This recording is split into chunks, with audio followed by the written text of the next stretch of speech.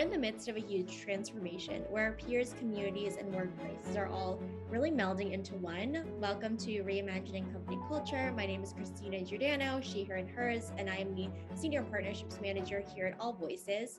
Today, I'm super excited to welcome our next guest onto the interview series, Vincent Chee. He is the Director of People and Culture at Bevel. Vincent, thank you so much for being here. If you want to share a little about yourself for our listeners, including your pronouns, and when you were younger, do you remember how you answered the question, what do you want to be when you grow up? Yeah, of course. Thanks, Christina. Great to be here. My name is Vincent Chee. I use he, him, his pronouns. I'm the Director of People and Culture at Bevel. As you mentioned, we are a leading communications consultancy for clients within the tech, fintech, and venture capital space. What else can I share? Oh, when I was younger. So actually, when I was younger, I wanted to be a firefighter. That was just as they were portrayed on TV. They were always, helping animals out of trees. They were helping elderly people across the street. So I think that really played into my passion for helping people out. I love that answer. And now you're putting out different fires for people and, at your organization as well. What defines your path to being Director of People and Culture, specifically at Bevel? Of course. When I started at Bevel almost 4 years ago, there was no like people HR function. It was really just a team of 5 people running around New York City. So really being able to transition my role into a full-time, being able to help people kind of like identify the needs of people within our organization. I'm excited to share that we're like 30 plus people right now across 2 offices, soon to be 3. And I think what really defines my path as in my role is the ability to just build trust and loyalty, actively solicit for like suggestions, room for improvement for our organization. And at the end of the day, really making it like fun and engaging for our people. Building that trust is so important and creating a really solid foundation where people can do their best work, have fun, and really collaborate with one another. I saw that you have been recognized as a really innovative HR leader on a couple of lists and articles. How do you approach really innovation in people design, especially when we are at a time where business as usual is not cutting it and people are, looking for that innovation? Yeah, definitely. We, as a startup, building these processes are, it takes time. So being able to be nimble in our approach, sort of, again, put my ear to the ground. What is the organization saying?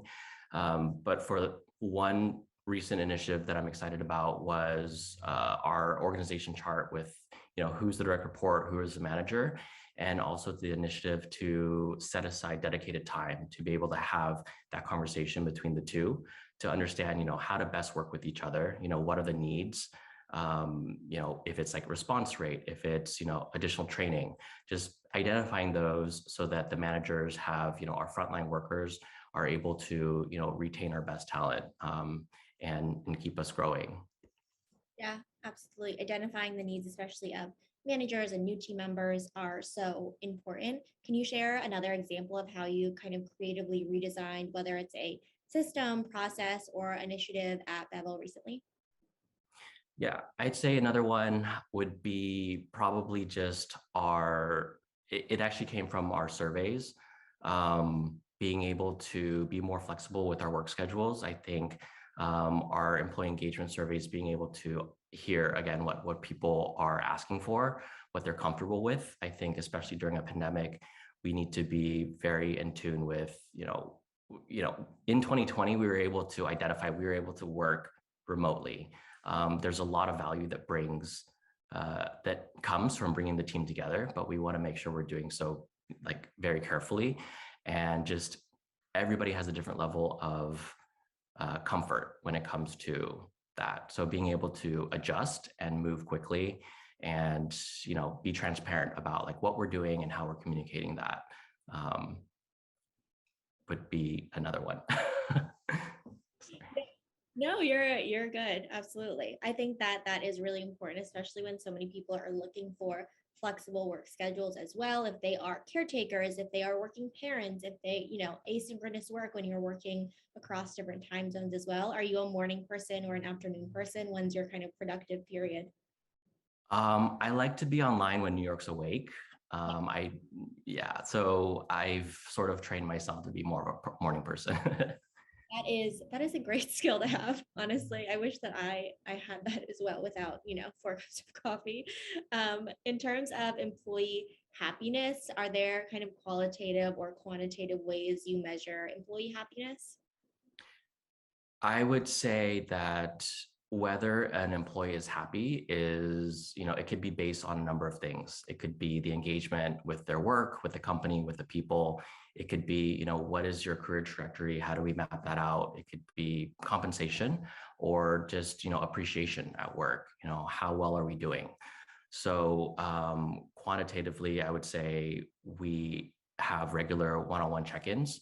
Again, just like that manager direct report relationship, and have open conversations about, what are my professional growths, like what are my professional development growth ideas, and also like personal growth, like how can we help you grow personally within our firm as well.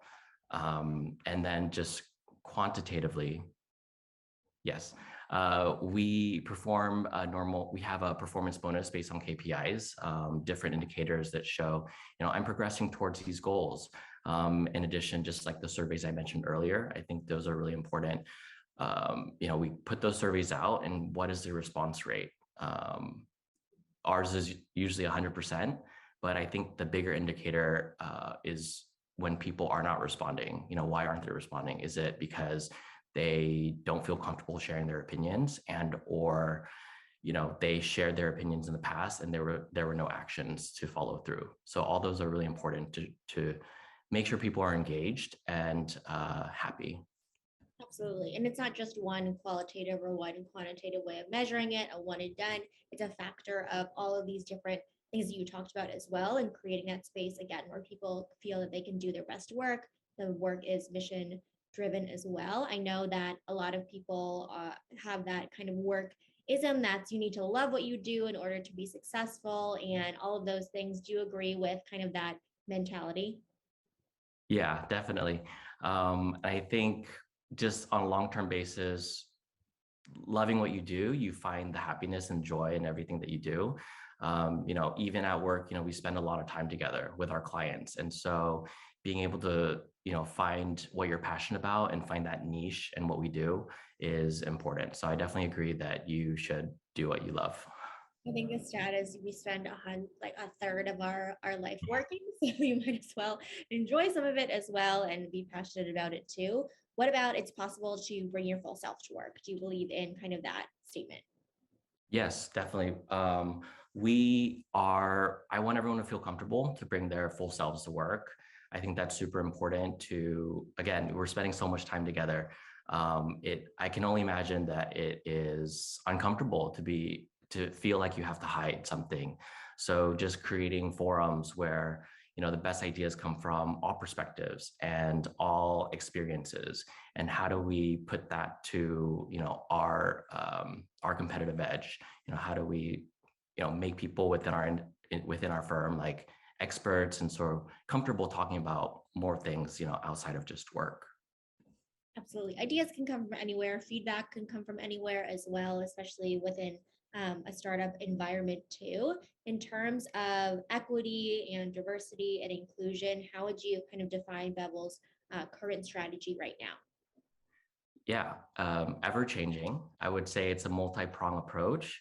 We, partner with HBCUs to really highlight the types of candidates that are coming in, and the diversity there. We also have partnered with different like academic leaders or like program directors at schools to see if, we can get included in their like career pages or like internal newsletters.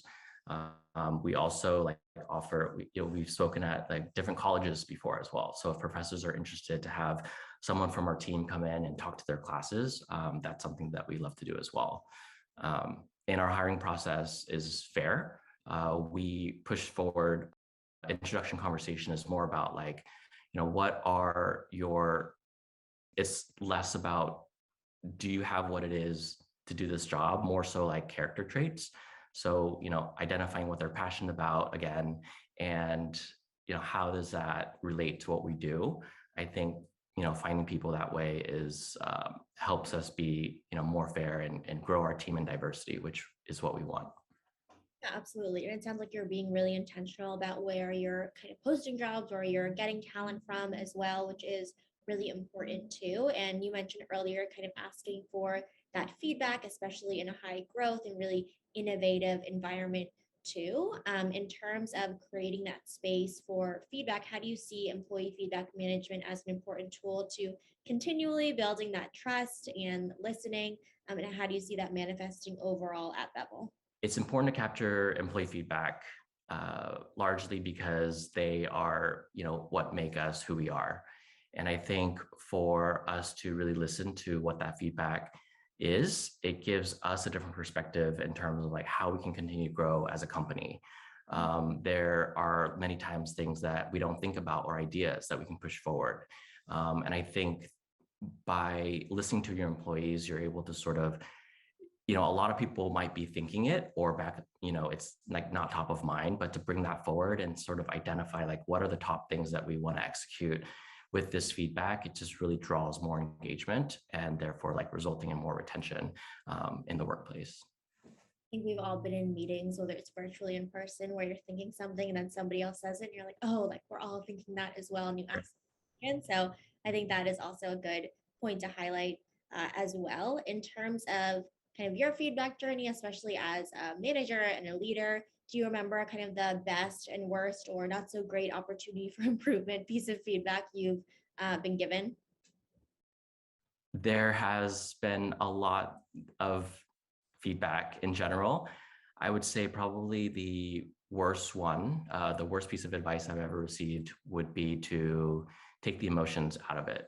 I think there's definitely a level of empathy and understanding that needs to go into decisions. I also like to make a pros and cons list, but at the end of the day, like it's really the emotions. It's understanding where the passion is, understanding like what's going to drive me, and that's all like led by emotions. Yeah. Oh, and oh, sorry. Go ahead. Oh, go ahead. Go ahead. Your best piece of feedback. My best piece of feedback that my old manager gave me was to figure it out. I think that it could have been received harshly. And I know like because we had that trust, that was for my best interest. It's really taught me how to sort of have autonomy over my decisions and also just, be resourceful. Who can I ask? What other resources can I sort of dig into to, come up with a solution and or steps towards a solution. So definitely figure it out is simple, but probably the best piece of advice I've ever gotten. And I think that relates to kind of the not so great advice you get of taking emotions out as well, because that trust piece is really important to have and a pivotal kind of foundation in order to kind of acknowledge and give someone feedback in order to make them kind of grow and have that mindset as well. I'm sure as a director of people and culture, there are many different kind of things you can work at a given time, whether it's projects and people kind of asking for your opinion on things as well. In an ideal world, if you had a magic wand, what would make your job or day to day easier? I would love to have a magic wand. I would say the great and also like challenging part of my role is really being able to put myself to in a few steps ahead to create sort of like a structure, a base, a construction that will eventually lead to something bigger. Because we are still small, 30 plus people, we're able to be nimble and sort of like try different things. And I think really it's more about trial and error. Like right now, I can't really identify like one item that would really make my job easier. I think it's the support from, our leadership team, our chairperson, being able to just trust in our ideas and that will bring things forward to like help the entire organization. Yeah, having that support to really move forward with trial and error. And I think to the innovation point as well. Trying things and getting feedback from people is really, it's great to have as well in terms of a workplace environment. In terms of the next generation of people leaders, is there a must have that they need to incorporate in their strategy to be successful from your perspective and experience? For the next generation of people leaders, I would say definitely having communication skills is important. Being able to, if there's not a solution, communicate a timeline, so that the expectations are met of your employees. Also, being able to be flexible. Within the pandemic, I think it was really important for us to understand how can we, change quickly so that we can better support our people. And lastly, I'd say a degree of empathy is important for our people leaders. Being able to come to the table with a degree of empathy and understanding where people are coming from, being able to retain our people. We work really hard to, build this culture and look for people that can add to our culture. We want to make sure like we are listening to everybody within our organization. Yeah, effective communication, really having these conversations is important as well, no matter where you sit within an organization. And then for people leaders as well, it's super critical. Not having all of the answers, or being able to communicate that and telling what you're doing about that is really, it's an important skill to have. In terms of February, how is Bevel honoring Black History Month this year? Of course. As part of our like Heritage Month celebrations, we bring in leadership within the community that highlight, we want to highlight, notable Black leaders in their different industries. So we really want to have that conversation about, what was their path, what were their personal experiences and how they became leaders in their industry. We are also doing the same thing in the similar heritage months as well. So what would you say is one of your proudest moments? I'm sure there are many in your career so far. Yeah, I would say my proudest moment would be really developing and growing the HR and people division from the ground up. I think there was a lot of autonomy that was given to me, a lot of trust that was given to me, and I really didn't want to disappoint our people. So being able to go out, ask for help, know where I'm going to get it, and also the support and buy-in from leadership was what brought me to success. And my proudest moment, just because I know I'm helping our people and listening to them, is going to be being able to like build this from the ground up. Building something from nothing is really incredible, and also I think your proudest moment is great as well. Is there anything that I didn't ask that you want to share with kind of listeners, or a key takeaway or two that you hope they bring with them after kind of hearing our conversation here today? A key takeaway I tell many people I speak with is really just taking a moment and being patient with yourself. Sort of like, even if you need to go out and find a mentor, like inside of work or outside of work, being able to discover and or like rediscover like what you're passionate about. I think, thinking about your current environment, where you're working, what are the initiatives that you can bring your passions into and sort of like, you know, help your organization move towards that direction.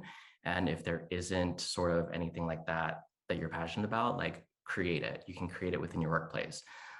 As we mentioned earlier, like a lot of people might be thinking about it, but they, for whatever reason, are not speaking out. So I think just understanding your passions, creating that within your current space, and just taking that initiative to have that in your day to day, which will result in just joy and more purpose. Yeah, take the initiative to create those moments of flow that I like to call them as well in your work, and those moments where you have your best self at work as well.